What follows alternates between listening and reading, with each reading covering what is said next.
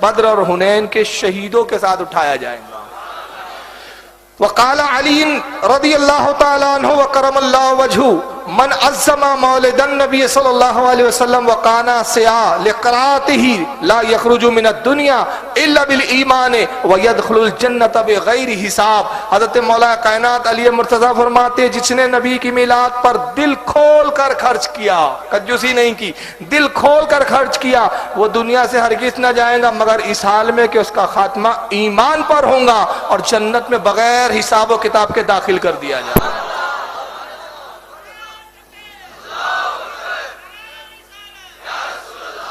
تو غیر مقلدوں کو چاہیے سنیوں کو بخشو، ہم بریلیوں کو چھوڑو، ہمت ہو تو ان علماء پہ فتوے لگاؤ۔ اور ان کو خود نہیں پتا ابن تیمیہ کا بیٹا ہے، معاف کیجیے گا محمد ابن عبد الوہاب نجدی کا بیٹا، میں کتاب لایا نہیں، وہ میرے پاس آ گئی، لیکن چونکہ موضوع مجھے بتایا گیا تھا اعلیٰ حضرت تو میں اس حساب سے اپنے ذخیرے لایا ہوں۔ اب اتنا سارا بوجھ لے کے تو نہیں چل سکتے نا، لیکن میرے پاس کتاب موجود ہے الحمدللہ۔ وہ کتاب کا نام ہے سیرت الرسول، محمد ابن عبد الوہاب نجدی کا بیٹا ہے جس کا نام ہے عبداللہ ابن محمد ابن عبداللہ۔ سیرت رسول کتاب لکھی ہے۔ مزیدار بات یہ کہ دارالسلام والوں نے چھاپا، اہل حدیث نے، سعودیہ کے، اس میں رسول اللہ کی زندگی کے حالات پر ابن تیمیہ کے بیٹے نے لکھا، اور یہاں تک لکھا کہ رسول اللہ صلی اللہ علیہ وسلم کی جب ولادت ہوئی تو بخاری کی وہ حدیث لایا، یہ بخاری میں حدیث موجود ہے، اور بخاری میں ہے کہ حضور کی جب پیدائش ہوئی تو حضور کا چچا تھا ابو لہب جو کفر کی حالت میں مرا۔ صحابیہ جو اس کی لونڈی تھی وہ آتی ہے اور کہتی ہے کہ اے میرے آقا مبارک ہو، آپ کو بھتیجا ہوا ہے۔ بیٹھا ہوا تھا خوشی میں، انگلی سے اشارہ کیا، کہا کہ تو نے آج میرے بھتیجے کی پیدائش کی خوشی کی خوشخبری دی، جا آزاد ہے، انگلی سے اشارہ کیا، مر گیا۔ بعد میں حضرت عباس نے جو حضور کے دوسرے چچا ہے وہ ایمان لائے، حضرت عباس نے خواب میں دیکھا، کہا کہ ابو لہب تیرے ساتھ کیا معاملہ ہوا؟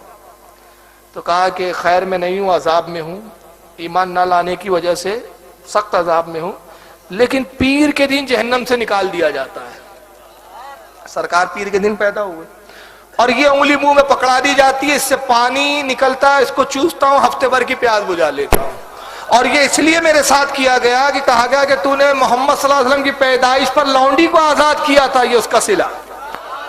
اب خود کیا لکھ رہا ہے عبداللہ ابن محمد ابن عبد الوہاب نجدی، وہ کہتا ہے کہ اس مومن کا کیا کہنا جو موحد ہے، توحید کا ماننے والا ہے۔ ارے جب ابو لہب جیسے کو کافر کو نبی کی میلاد پر انعام دیا گیا تو مومن موحد کو کتنے انعام و اکرام دیے جائیں گے؟ تو اس کو اپنے گھر کی تو خبر نہیں ہے، پہلے اپنے گھر کی دیکھے۔ حالانکہ یہ امام عبد الرحمن ابن جوزی کا قول ہے، یہ اس نے بھی نقل کیا ہے۔ تو بہرحال میلاد منانا جائز ہے، اور جو لوگ ناجائز کہتے ہیں ان سے صرف ایک گزارش ہے، ہمت ہو تو ایک حدیث لا دو کہ نبی نے کہا خبردار میری میلاد کا تذکرہ بھی مت کرنا، ورنہ مسلمان نہیں رہوں گے۔ بلکہ ہمیں تو روایتوں میں یہ ملتا ہے، کتاب الشفا میں امام قاضی عیاض لکھتے ہیں، اور امام قاضی عیاض ہوئے جن کے بارے میں ابن تیمیہ کہتا ہے کہ اپنے وقت کے وہ عالم تھے، وہ امام تھے جن کی پیروی اور اتباع ہم پر ضروری ہے۔ ابن تیمیہ ان کا گھر کا آدمی لکھتا ہے اور کہتا ہے کہ کتاب الشفا ان کی وہ کتاب ہے جو بارگاہ رسول میں مقبول ہے۔ تو کتاب الشفا میں لکھتے ہیں کہ حضرت عبد الرحمن ابن عوف، یہ رسول اللہ کے صحابین کی والدہ کا نام تھا شفا۔ کیا نام تھا؟ شفا۔ یہ وہ تھی کہ رسول اللہ کی جب پیدائش ہوئی تو حضرت آمنہ کے پاس تھی، دائی کے فرائض انجام دے رہی تھی، بعد میں ایمان لائی۔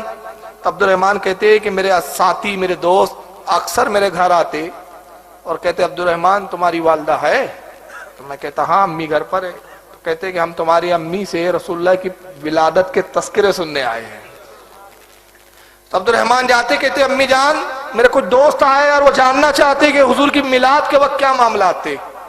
تو عبد الرحمن کہتے کہ میں فرش بچھا دیتا یعنی سترنجی وغیرہ، اس پر میرے دوست احباب بیٹھ جاتے اور پھر ایک تخت لاتے، اس تخت پر میری والدہ شفا بیٹھتی اور وہ رسول اللہ کی میلاد کا ذکر کرتی۔ حضور پیدا ہوئے تو یہ تھا، وہ ہوا، میں نے یہ دیکھا، میں نے وہ دیکھا، میں نے یہ دیکھا، تو اسی کو تو میلاد کہتے ہیں۔